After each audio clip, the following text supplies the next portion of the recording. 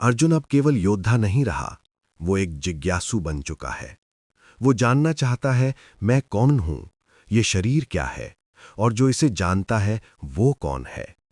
और यहीं से आरंभ होता है क्षेत्र और क्षेत्रज्ञ का रहस्य। अर्जुन कहते हैं, हे कृष्ण, मैं जानना चाहता हूं, प्रकृति क्या है, पुरुष कौन है, क्षेत्र क्या है और क्षेत्रज्ञ कौन है।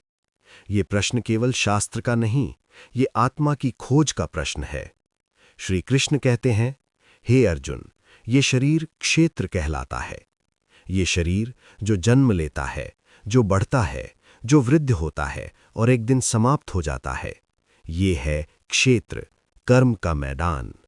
और जो इस शरीर को जानता है, जो इसके परिवर्तन को देखता है, वो है क्षेत्रज्ञ, आत्मा।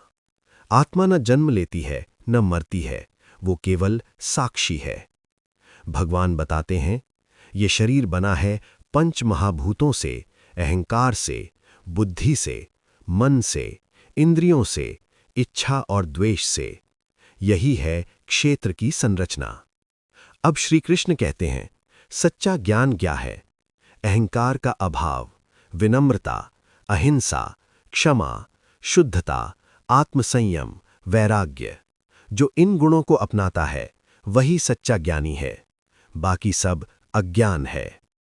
अब श्री कृष्ण उस परम तत्व का वर्णन करते हैं। वो सर्वत्र है, हाथ पैर हर जगह, नेत्र हर जगह, कान हर जगह। वो सब में है और सबके बाहर भी। वो प्रकाश का भी प्रकाश है। प्रकृति कार्य करती है, पुरुष साक्षी है।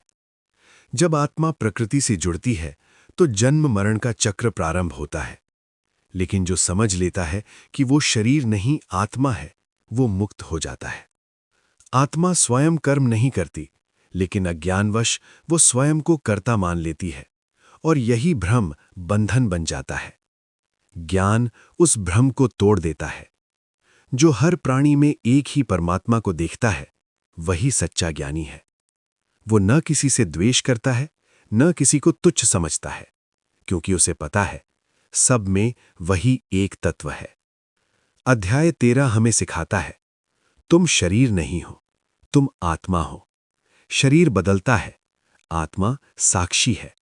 जो ये समझ लेता है वो संसार में रहते हुए भी मुक्त हो जाता है। यही है क्षेत्र और क्षेत्रज्ञ का रहस्य। ओम हरिओम। जय श्री कृष्ण।